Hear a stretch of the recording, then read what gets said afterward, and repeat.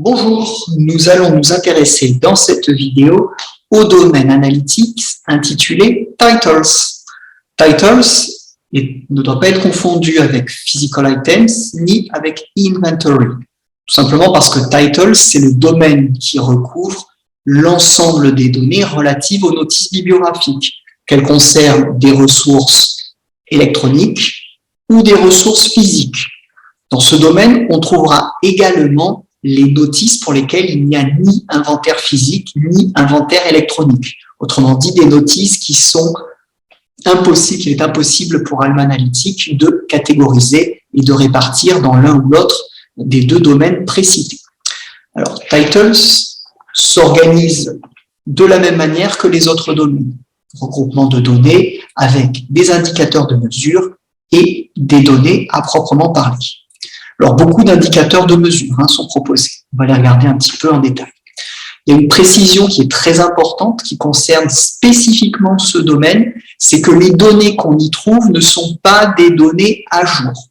Contrairement aux autres domaines analytiques, où les données sont des données à J+1, les données du domaine Titles sont des données à mois+1. Donc, ce sont les données du mois précédent. Donc, on peut faire évidemment du suivi avec ce domaine-là, mais il faut garder à l'esprit que les données ne sont pas des données de première fraîcheur, ce qui limite évidemment de beaucoup son intérêt. Alors on va voir que de fait, l'essentiel de l'intérêt de ce domaine se concentre dans les instruments, les outils de mesure qui sont proposés. Alors, les instruments de mesure, comme toujours, sont matérialisés par l'icône en forme de réglette jaune. Donc, on voit ici, dans le dossier Title Mesure, que nous avons des indicateurs de mesure qui concernent toutes les notices, indifféremment papier ou électronique, nombre de titres restreints aux notices qui sont actives dans la base, donc présentes dans la base du système Alma, nombre de titres supprimés. Nombre de titres tout compris, c'est à la fois ce qui est dans la base et ce qui est supprimé, puisque comme pour les inventaires physiques, Alma Analytics garde une trace de toutes les notices bibliographiques qui ont été supprimées. Donc on peut toujours travailler de manière rétrospective sur un périmètre de données portant sur des notices supprimées. Les autres ensembles concernent les ressources physiques et électroniques de manière plus ou moins séparée. On a ici le nombre de titres avec un exemplaire physique, nombre de titres avec un exemplaire ou un inventaire physique, une notice de fond, puisqu'on peut avoir éventuellement des notices bibliographiques avec notice de fond, mais lesquelles notices de fond n'ont pas encore d'exemplaire. Donc là, c'est ou exemplaire ou notice de fond. Et nous avons justement l'indicateur voisin, les notices bibliographiques avec des notices de fond, mais sans exemplaire. Alors, ça peut être très utile justement pour faire du suivi quand on a besoin de compléter ces données-là. Simplement, faire du suivi avec le bémol que nous avons indiqué sur le fait que les données sont à -1. Nous avons les mêmes choses pour les ressources électroniques, nombre de titres avec des portfolios électroniques, nombre de titres avec des collections électroniques. Le reste, Digital Representation, ne nous concerne pas puisque ce sont les ressources numériques qui est une notion que nous n'utilisons pas puisque ça correspond à un module complémentaire d'Alma, Alma Digital, qui est un module complémentaire dont nous ne sommes pas clients. Les trois autres indicateurs sont des indicateurs qui ont été rajoutés en 2022 qui permettent d'identifier, plus exactement de dénombrer les notices qui sont liées à la community zone ou, mais ça c'est quelque chose qui ne nous concerne pas, les notices qui sont liées à la network zone. Network zone, c'est la zone réseau, c'est une configuration d'Alma un peu particulière qui n'est pas celle adoptée par notre établissement, bien qu'il soit lui-même un réseau. Donc les autres indicateurs sont regroupés thématiquement, les compteurs pour les inventaires physiques, enfin plus exactement pour les exemplaires physiques, avec toujours la distinction tout présent dans la base et supprimé, et l'indicateur pour les exemplaires uniquement présents et ceux uniquement supprimés.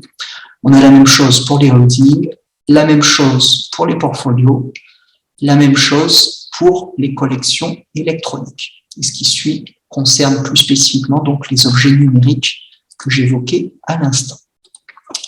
Les autres indicateurs sont des indicateurs qu'on va trouver ailleurs.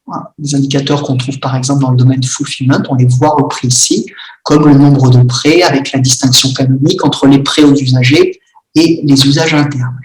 On retrouve le nombre de demandes, alors cette fois qui n'est pas décliné suivant le type de demande, il y a juste une distinction qui est faite entre demandes et des demandes associées au module de PEB, qui là aussi est un ensemble de fonctions que nous n'utilisons pas aujourd'hui dans Alma. Nous avons également des données de type, qui concernent les ressources électroniques qu'on retrouve dans le domaine e-inventory, donc le nombre de services électroniques qui sont proposés. Services électroniques, c'est ce qu'on voit dans la section View It, donc quand on consulte quand on consulte Primo et qu'on affiche une notice détaillée, on a une section qui nous fournit un certain nombre de liens d'accès, puisqu'en fait, service dans le contexte de notre réseau, c'est quasi exclusivement le service de texte intégral, donc des liens d'accès vers la ressource. Donc, nombre de services fournis, le nombre de services qui ont été cliqués, donc le nombre de fois qu'il y a eu un clic sur l'un de ces services. Et nous avons également le nombre de requêtes de requêtes OpenURL qui ont été envoyées vers le résolveur de liens d'Alma. Donc ça, c'est des situations qui correspondent à la fois quand on est dans Primo, mais aussi quand on consulte des sources de données compatibles OpenURL. Typiquement, quand on consulte le Web of Science, donc une grande base de données bibliographique, on a le lien qui nous renvoie vers le texte intégral et ce lien d'accès vers le texte intégral est fourni par notre résolveur de liens. Donc ça va être décompté comme une requête envoyée vers le résolveur de liens d'Alma et on voit le nombre de fois qu'il y a eu un clic et le nombre de fois que la demande, plus exactement le nombre de fois pour lequel il n'y a pas pu y avoir de service de texte intégral proposé. Alors, ces données sont un petit peu moins complètes qu'on trouve dans e-inventory, donc je ne vais pas m'arrêter trop longtemps là-dessus puisque ça fait l'objet e-inventory d'une vidéo dédiée. On retrouve une déclinaison avec les mêmes indicateurs, simplement sur une période chronologique qui correspond aux 365 derniers jours. Autrement, ce sont les mêmes outils de mesure. Pour le reste, on va passer ensuite à des données, type de données. Donc, on distingue, alors, title details et bibliographic details, ça peut paraître un peu similaire. Simplement, bibliographic details, c'est ce qu'on a l'habitude de voir quand on utilise le domaine physical items. Ce sont les données bibliographiques, donc l'ISBN, l'auteur, l'éditeur, etc., etc. Dans title details, on a des choses un petit peu différentes puisque c'est plutôt basé sur l'articulation d'une notice, c'est la notice dans le contexte d'Alma, l'articulation de cette notice avec, par exemple, la présence ou non d'inventaire physique ou d'inventaire électronique. Donc, on voit notamment ces indicateurs qui sont proposés, as active electronic collection, as active electronic portfolio, as active holding record, as active physical items. Donc, c'est un indicateur qui va nous permettre de demander à Alma Analytics de nous fournir, par exemple, uniquement la liste des notices pour lesquelles il n'y a pas d'un exemplaire physique actif associé. Il n'y a pas d'exemplaire physique présent dans la base à l'instant T. Alors simplement, voilà, si on fait ça, uniquement ça, il va nous fournir du coup à la fois des notices des notices de ressources physiques pour lesquelles il n'y a pas d'exemplaire, il va nous fournir également des notices électroniques, puisque par définition, une notice électronique n'est pas supposée avoir un exemplaire physique. Donc il va falloir éventuellement compléter, mettre les deux. Donc as active physical items, non, puisque ce sont des indicateurs binaires, c'est yes or no. Voilà. Et on peut le combiner avec, en deuxième filtre, as active electronic portfolio. Donc, il n'y a ni portfolio, ni exemplaire associé. Ou holding, suivant ce qu'on souhaite rechercher. Donc, on voit d'autres informations qui remontent, la dernière date de prêt, le code, le nom de la bibliothèque. Alors, avec un petit bémol sur les ressources électroniques, puisque ce n'est pas une information que nous allons pouvoir, dans notre contexte, exploiter. Bibliographic details, rien de plus par rapport à ce qu'on voit dans physical items ou dans ce qu'on voit dans inventory.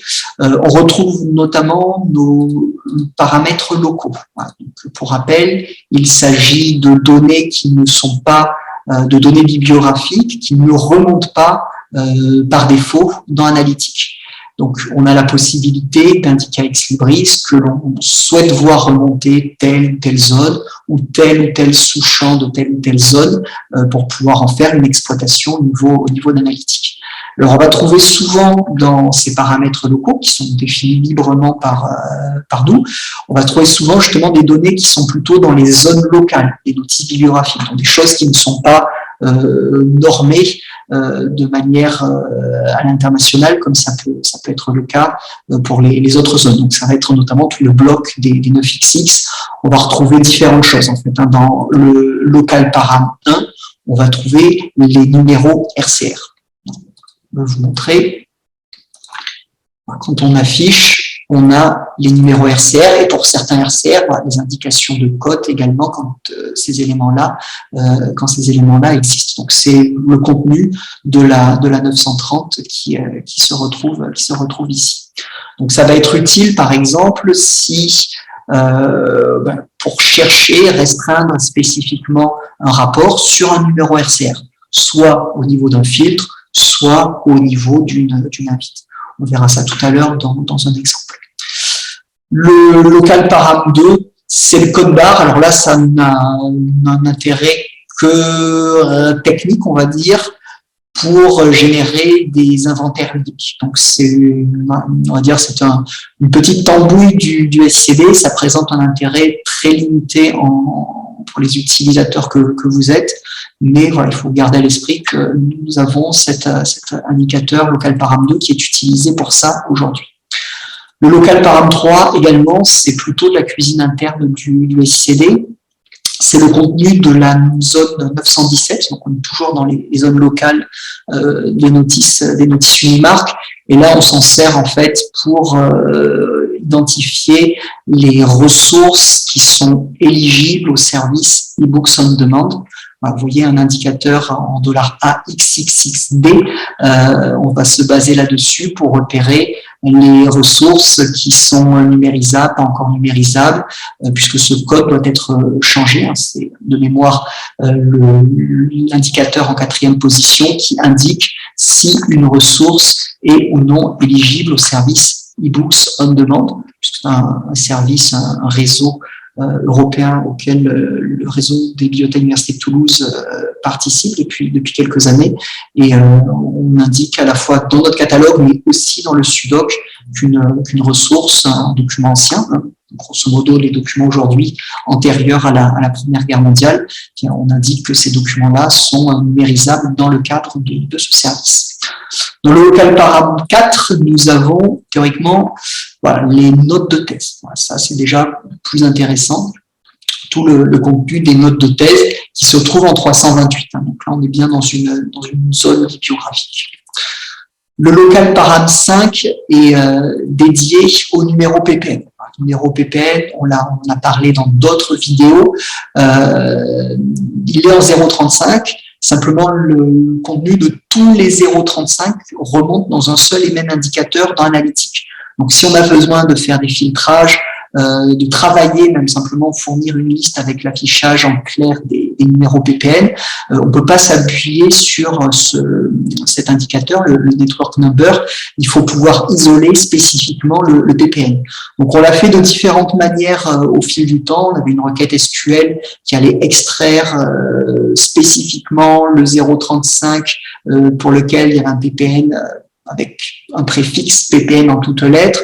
Là, on procède depuis quelques mois, on procède autrement, puisqu'en fait, quand on importe des notices du SUDOC, on copie le PPN dans une zone locale, une zone bibliographique locale, la 995.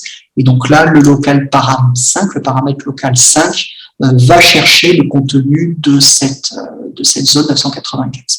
Alors, on voit évidemment que pour certaines notices, nous avons plusieurs PPN, c'est des PPN fusionnés par exemple, des choses de ce style. Mais en tout cas, ça rend les choses beaucoup plus exploitables que ce qu'elles seraient par défaut dans le système. Local param 6 est vide, le 7 également, donc on a encore une petite marge de manœuvre pour de nouvelles zones bibliographiques, le 8 également, et on a sauté, c'est le 9 qui nous sert aujourd'hui à quelque chose, puisque nous allons trouver dans le 9 les éléments de description matérielle. Alors, éléments de description matérielle, alors nous en avons besoin dans un contexte très précis. Quand je dis nous, c'est le SICD, c'était pour améliorer la qualité des données d'exemplaires associés à des notices de type multivolume, monographie en multivolume, mais à l'usage, il a pu arriver que nous utilisions le local param 9 pour construire certains rapports.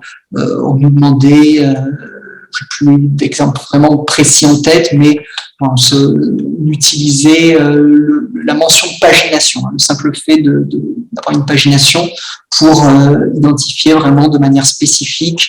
Voilà, je revois un exemple, des documents multi-composants pour lesquels il n'y avait pas d'indication ni en exemplaire, ni dans la notice d'indication fiable sur le fait que c'était des documents multicomposants avec à la fois des ressources, un document papier imprimé et un document de type CD ou autre. Et donc, on s'était basé là-dessus parce que dans certaines bibliothèques, ces documents multicomposants avaient un type de matériel qui les identifiait comme documents audiovisuels, mais on voulait réidentifier plus spécifiquement ceux qui avaient à la fois un livret et un CD. Et donc, on s'est basé sur cette description matérielle. Donc, ça reste un usage très limité, mais c'est quelque chose qui existe. Le local param 10 correspond à des mots-clés. Donc là, c'est aussi quelque chose qu'on a utilisé pour des besoins internes en lien avec la bibliothèque numérique Tolosana. Je passe les détails. Là, on est dans le contenu de la zone 610. Voilà, donc c'est des choses un peu particulières. Et le reste, on vient, c'est du mapping par défaut entre les zones Unimark ou les zones MARC 21, bien sûr, et les données, la structure des données analytiques. Alors, il y a des éléments qui ne sont pas à proprement parler bibliographiques. Vous voyez l'indicateur Suppress from Discovery.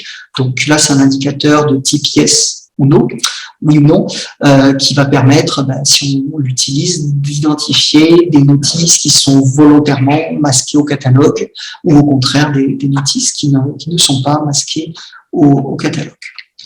Alors, on trouve d'autres éléments alors, qui, là, sont spécifiques au domaine titles. On ne les retrouve pas dans l'inventory ou dans physical items, avec des identifiants valides normalisés. Alors, c'est à l'usage qu'on voit si on a ou non besoin de ces informations. En toute objectivité, nous n'avons jamais construit de rapport sur ces éléments-là. Et nous avons, de manière assez classique, des indicateurs de date de création de la notice, date de modification de la notice, avec les éléments habituels. Nous avons l'indicateur de date à proprement parler, date, jour, mois, année, mais nous avons la déclinaison avec l'année de création, le mois de création, le trimestre de création, la semaine de création, etc. Donc ça, pour travailler, par exemple, éventuellement, le volume de création de notices, l'évolution du volume de création de notices dans l'année, mois par mois, semaine par semaine, etc. C'est quelque chose qui est tout à fait possible d'obtenir avec Analytique. Depuis ce domaine, mais principalement, puisque ces indicateurs de date, on les retrouve ailleurs, mais on les retrouve sur les éléments spécifiques aux autres domaines. Donc, quand on est dans Physical Items, on a ça, mais pour les exemplaires, pas ça pour les notices. Là, si on veut vraiment travailler spécifiquement sur l'activité de création, de modification de notices, c'est le domaine Titles qui sera utile. Complémentairement à cela, on a la notion de creator, donc l'entité ou la personne ayant créé la notice. Donc là, la plupart de nos notices sont importées du sudoc ou importées des plateformes de libraires ou d'Electre. Donc les indicateurs eux-mêmes sont pas parlants, mais voilà, il peut arriver qu'on ait des notices créées localement par des êtres humains, si j'ose dire. Et bien là, on va avoir ces éléments-là qui remontent. Bon, là, par exemple, j'ai des identifiants, ce sont des identifiants qui correspondent à des collègues. Ce ne sont pas des identifiants nominatifs, mais tout simplement, ça doivent être des collègues qui ne sont pas présents dans l'annuaire de la commune, donc qui sont identifiés avec le numéro de leur carte de lecteur réseau, tout simplement. Donc voilà, de manière très schématique, l'organisation de ce domaine. Donc on va regarder un ou deux exemples de rapports, gardant toujours à l'esprit qu'on est sur des données qui sont à moins plus 1. Le premier rapport que l'on va créer, c'est la liste des titres sans inventaire physique. Alors, on va repartir d'une page blanche. Et nous allons utiliser l'indicateur, alors, as have holding records ou as have physical items. Donc, ce n'est pas tout à fait les mêmes. C'est est-ce qu'il y a ou non une notice de holding, est-ce qu'il y a ou non un exemplaire physique. Alors, le cas dans lequel on pourrait avoir une notice avec un exemplaire, mais pas une notice de holding, ce cas n'arrive pas. Donc, si vous mettez directement as have active holding records, il est implicite que les notices que vous recherchez n'auront pas non plus d'exemplaires. Ni holding, ni notice holding, ni exemplaire. Donc, on va répondre non, puisque tel que vous formulez la question, c'est ça que nous devons faire. Alors, ça tout seul, ça va pas suffire. Donc, on a besoin de rechercher des choses. Donc, on va mettre la MSID, ce sera pas mal. Mais surtout, en l'état, ce rapport va nous ramener aussi des ressources électroniques. Donc ça, c'est pas forcément ce qu'on souhaite. Donc on peut, comme on l'a dit tout à l'heure, utiliser en complément l'indicateur sur le portfolio, pas non plus que les notices et de portfolio électronique. Simplement, c'est pas forcément le meilleur choix parce qu'on peut très bien faire remonter, malgré tout, des notices électroniques qui n'ont pas de portfolio, justement. Elles n'ont ni portfolio, ni notice physique. Donc, c'est pas très intéressant. Donc, ce qu'on va plutôt chercher, c'est le resource type de la notice, donc à partir des données codées de la notice, puisque, comme vous le voyez, on a des éléments de repérage physique ou électronique.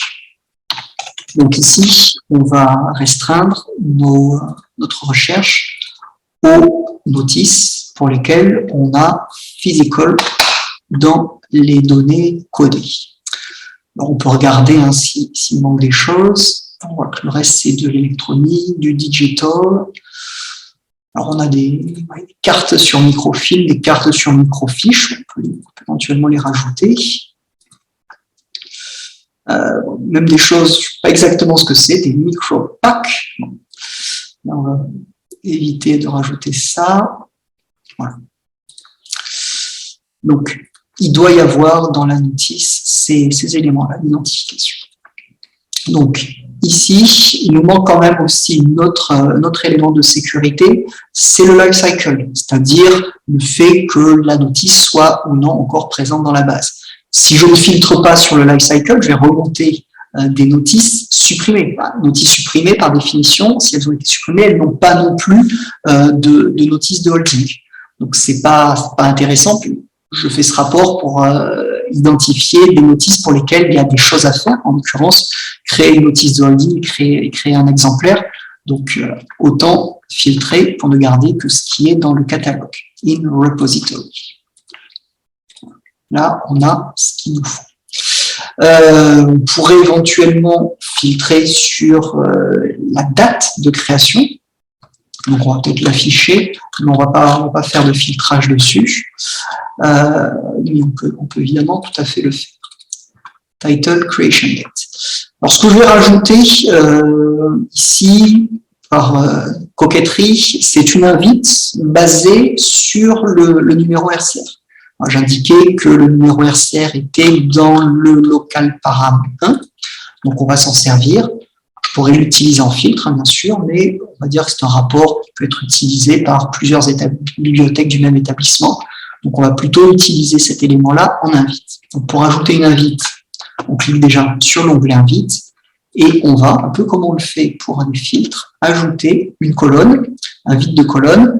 Alors, on nous propose des colonnes qui sont affichées, donc le RCR n'est pas affiché, mais on va cliquer sur plus de colonnes et aller chercher notre numéro RCR ici.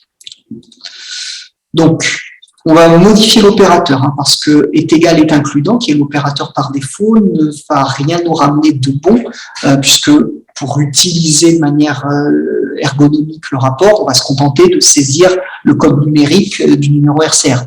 Or, dans notre zone 930, je vais trouver d'autres choses. Je vais trouver la cote, par exemple, etc. Et puis, vous avez vu qu'en toutes lettres figuraient les dollars. Dollar A, dollar B, etc. Donc, voilà, si vous laissez l'opérateur est égal est includant, vous n'allez ramener aucun résultat si vous vous contentez de mettre le numéro RCR à proprement parler. Donc, on va mettre plutôt contient n'importe lequel. Ça ira bien. Et pour rendre la chose la plus ergonomique possible, encore une fois, on va modifier le mécanisme d'entrée pour mettre champ de texte. Donc, ça va être une saisie libre. Postule que tout le monde connaît par cœur le numéro de RCR de sa bibliothèque. Je vais enregistrer.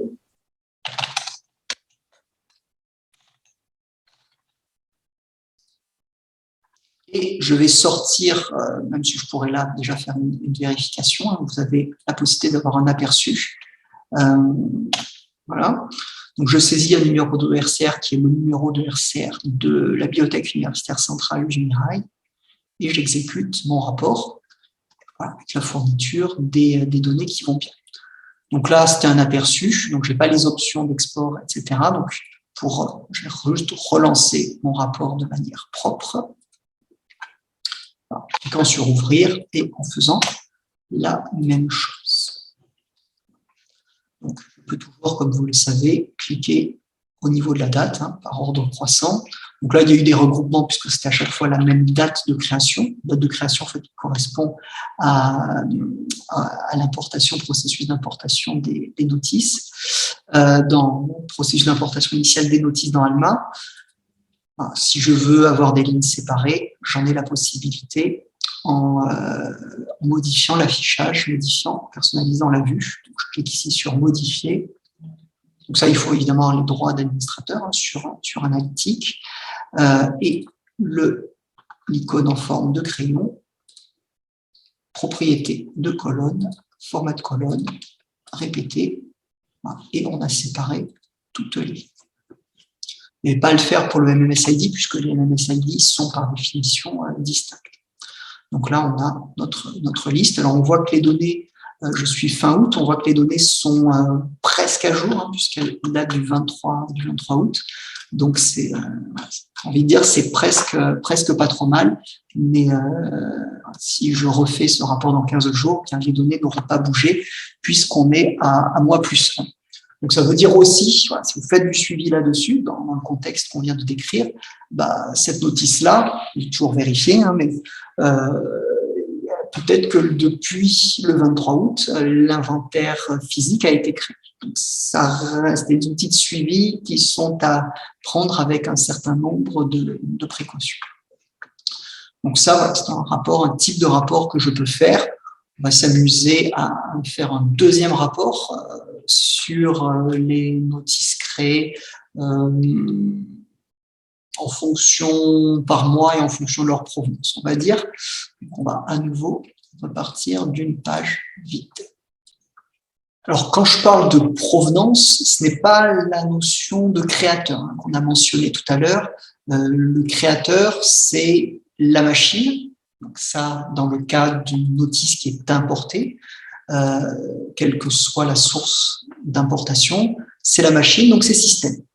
Alors, on voit qu'il y a d'autres choses, SFX, CKB. CKB, c'est pour les notices de ressources électroniques, par exemple, qui viennent de la base de connaissances, de la Central Knowledge Base d'Alma. système, ce qu'on va trouver quand une notice, par exemple, est importée du sudoc, est importée d'Electre. Donc, c'est le créateur, c'est pas à proprement parler la provenance. Plus exactement, c'est insuffisant pour déterminer la provenance. Donc, pour déterminer de manière plus précise la provenance, en fait, on va utiliser autre chose. Et cette autre chose, ça va être le originating system, donc le système d'origine des notices. Et là, si j'ouvre, je vais retrouver à ce moment-là des éléments qui me sont familiers. Par exemple, Electre. Alors, sur Electre, à proprement parler, il faut garder à l'esprit qu'une notice Electre a vocation à être supprimée, ou plus exactement écrasée par une notice du sudoc. Donc, les notices Electre n'ont qu'une vie provisoire dans notre base. Donc, c'est pas forcément directement Alma Analytics qui va vous permettre d'évaluer la consommation que vous faites des notices Electre. Des éléments fournis directement par Electre qui vous permettront de visualiser de manière plus claire le nombre de notices que vous avez importées. Néanmoins, on peut toujours s'amuser à ça. On va regarder. On va regarder Originating System Electre. Alors, je vais utiliser, dans ce contexte-là, je vais rajouter le life cycle pour faire la part entre les notices qui ont été supprimées et les notices qui sont encore présentes dans la base. Le title mesure, donc, active, deleted. Donc, on va mettre all, sachant que le life cycle, déjà, est un élément d'indication. On va juste regarder comment se présentent les choses à ce moment. Voilà. Donc, Electre, nous avons 2858 notices supprimées, 3742 notices dans le catalogue. Donc là, on voit qu'on n'est pas sur quelque chose de représentatif de l'activité globale qu'il y a eu autour d'Electre. Parce que ce sont des chiffres, évidemment, qui sont trop faibles par rapport aux données réelles. Donc, ce n'est pas un élément d'indication vraiment pertinent et il vaut mieux se fier aux statistiques récupérées directement depuis et grâce à Electre. Donc, nous, on va se restreindre à ce qui est dans le catalogue, par exemple, ce qui serait encore dans le catalogue. Et on a dit, on va rajouter un élément de datation. Donc, la création, date de création, ou pourquoi pas l'année de création, ça peut être intéressant. Alors, ici, même si ça revient au même, puisque j'ai demandé ce qui est dans le catalogue, le répertoire. Et voilà, nous avons nos éléments d'indication qui sont tels que vous les voyez. Donc là, que faire? Quel est l'intérêt, me direz-vous?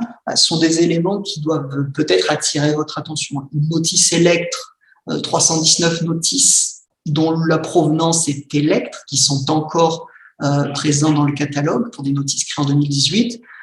C'est quelque chose, une potentielle anomalie. Alors que là, 2022, on est sur quelque chose de beaucoup plus cohérent, éventuellement 2021, si on tient compte des retards, d'éventuels retards de livraison, mais 2018, 2019, 2020, on est sur des choses un petit peu particulières ou atypiques qui peuvent laisser penser que ces notices n'ont pas donné lieu à un écrasement par les notices du sudoc. Alors ça peut tout à fait être pertinent en soi, mais il y a peut-être un élément d'attention à avoir. Donc si on veut aller justement dans l'analyse, plutôt que le number of titles, on va par exemple regarder les identifiants MMS et ensuite regarder ce qu'il en est côté Alma. Alors, on va filtrer pour ne garder que l'année de création 2018. Donc, title creation year. Déjà affiché.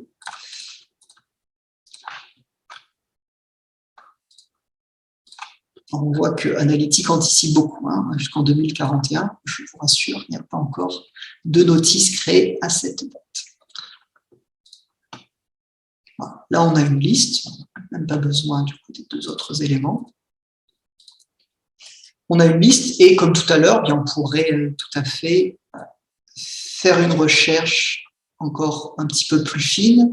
Alors, non pas basée sur le RCR, parce que ce sont des notices et lettres qu'elles n'ont pas le RCR, mais on pourrait regarder, par exemple, si le creator, alors pas la personne qui a créé la notice, mais plus exactement la personne qui a modifié la notice. Donc, on est sur le modified by. Là, cette fois, vous avez potentiellement des informations nominatives et ça peut vous aider, vous permettre de vous repérer grâce à ça.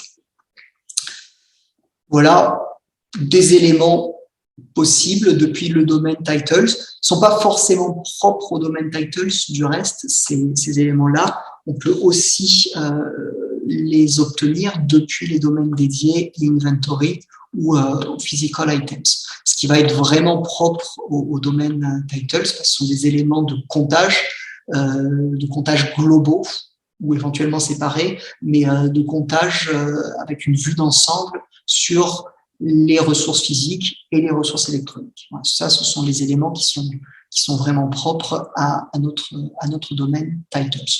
Bon, l'usage de ce domaine reste très limité.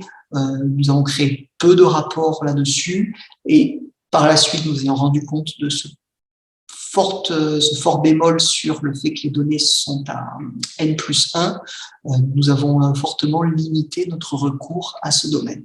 Il faut juste garder à l'esprit qu'il existe et qu'il peut être utilisé pour des besoins d'analyse qui peuvent porter sur des données pas forcément à jour. Donc là, si on travaille sur des notices de 2018, ça peut tout à fait s'entendre. Voilà globalement ce qu'on pouvait vous dire sur ce domaine titles. Merci de votre attention.